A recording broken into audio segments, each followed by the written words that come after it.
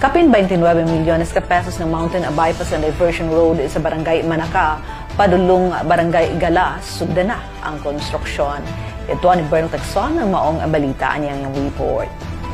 Isip tipi kabahin sa padayon nga paningkamot nga ma-repair o masimento ang wala pa magkonkritong mga kadalanan sa Distrito 2 aron usab mapadali ang pagbiyahe sa mga lumulupyo sa maong mga lugar, usa sa mga nakatagamtam sa tinud-anay og lubos-lubos nga serbisyo sa Asinso Administration mao ang Barangay Manaka ning dakbayan sa Osamis. Pinaagi sa konstruksyon sa Mountain Bypass and Diversion Road nga magagikan sa Barangay Manaka padulong sa Barangay Gala, Osamis City nga adunay kinatibuk ang pondo nga nagkantidad og 29,105,999 pesos and 39 centavos. Sa interview ngadto kang Barangay Kagawad Casimiro Tata Kabasag sa Barangay Manaka atol sa pagbisita sa Asinso Osamis News Channel team sa mga nasugdan na nga mga infra projects sa dakbayan, iyang ipadayag ang iyang dakong pagpasalamat ngadto sa mga lidere sa probinsya. Ilabi na gayod ni 2nd District Representative Congressman Sanso Fernando Ando Waminal tugod kay ang dugay na nilang giantos nga kalisod nga dalan, ilabi na kung magulan pagasugda na ang pagkongkrito niini.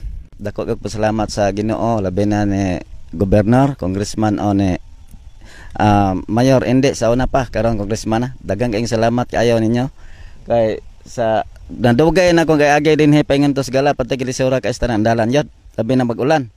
Mga hibos pa ni mong dala, disgrasya pa mo datugan mes motor kay wa man kay truck diri god. Mag-single naman me.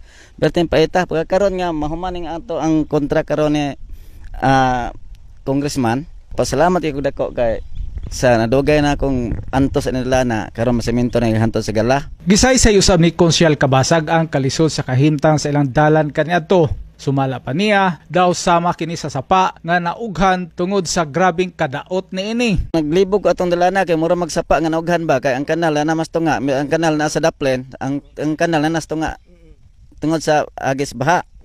Nya maglisod na may agi bisag single ga maglisod na labi nagdanlog, maglisod gyud guys nga tanan. Grabe guys nga tanan siyo. Perte kay paita ni adtol mi sa Gala nang labame. Nangapiang ba ko mga bata, nangatumba mi nagdala may linabahan. Tagin paita kay ang sprain masauna dili kay ako ra kami tanan ninyo lumulupyo sa nanos atong tinginet.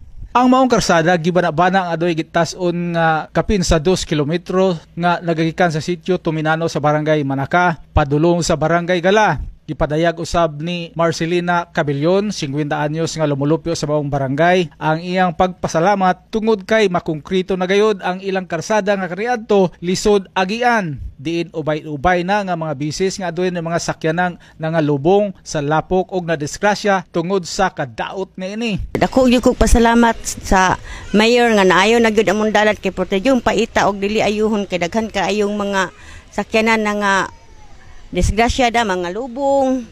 Na hindi adto pos babaw mga pangos-pangos kay lisod kayo ang dalan. Dako gyud kog pasalamat sa mayor nga na kuan yun na kuan pod og governor pod o congressman na nga pa naayo yun amo ang dalan.